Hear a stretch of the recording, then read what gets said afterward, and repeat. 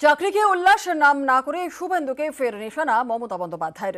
শুভেন্দুর বোমা হুঁশিয়ারির প্রসঙ্গ টেনে চাকরি বাতিলে ফের তোপ তৃণমূল নেত্রীর। বলছে বোমা ফাটাবো। কত বড় বড় গদ্দার নেতা, নেতা না নেতা ভগবান জানে, মানে লিডার না ল্যাডার। বোমা ফাটাবে কি না 23,000 ছেলে মেয়ের চাকরি খেয়ে নিয়ে উল্লাস করছে। লজ্জা করে না? যোগ্য ছেলে মেয়েরা পড়াশুনো করেছে, তারা সিস্টেম অনুযায়ী পরীক্ষা দিয়েছে। আর যদি একটা দুটো কিছু ভুল থাকে বললে আমরা শুধরে নেবো, তাই বলে তুমি সরাসরি চাকরি খেয়ে নেবে? যেন মনে হচ্ছে মগের মুলুক পেয়ে গেছে ভারতবর্ষটা। চাকরি বাতিলে বিরোধীদের নিশানা অভিষেক বন্দ্যোপাধ্যায়ের। আর চাকরি বাতিলে বিরোধীদের কোনো দায় নেই, তোপ শুভেন্দু অধিকারীর।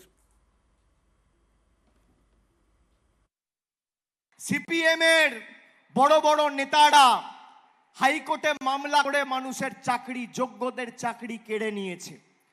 আর সিপিএম এর দোসর হচ্ছে ভারতীয় জনতা পার্টি, তাদের সাগরেদের নাম হচ্ছে ভারতীয় জনতা পার্টি।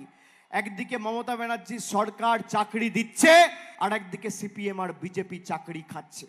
আমি আপনাদের বলছি, যারা যোগ্যরা, মেধাযুক্ত যারা চাকরি পেয়েছে, কেউ চিন্তা করবেন না। আমাদের সরকার, আমাদের দল আপনাদের পাশে থেকে কোমরে কোমর বেঁধে, কাঁধ রেখে লড়াই করবে, হাতে হাত রেখে লড়াই করবে। কারো চাকরি আমরা যেতে দেবো না। তার জন্য যা আইনি লড়াই আমরা চালাবো। বিরোধী দলনেতা হিসেবে আমি চাই মন্ত্রিসভা জেলে যাক। নোটিফিকেশন হয়েছে 1000 জনকে চাকরি দেওয়া হবে, নিয়োগ হয়েছে 2000 জন। এর জন্য দায়ী রাজ্য সরকার। মন্ত্রিসভা মিটিং করে অতিরিক্ত শূন্যপদ তৈরি করার যে রেজুলেশন ক্যাবিনেট নোটে নেওয়া হয়েছে, এটাই অত্যন্ত বিপজ্জনক।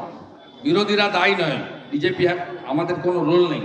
যোগ্যদের তালিকা দেওয়া হয়, পুরো ওয়েমারটাকে ডিস্ট্রয় করা হয়েছে। 5-6 হাজার যে চাকরি বেচা হয়েছে, তাদের বাঁচাতে গিয়ে আরো কয়েক হাজার যোগ্য লোককে আজকে এই বিড়ম্বনার মধ্যে ফেলেছেন।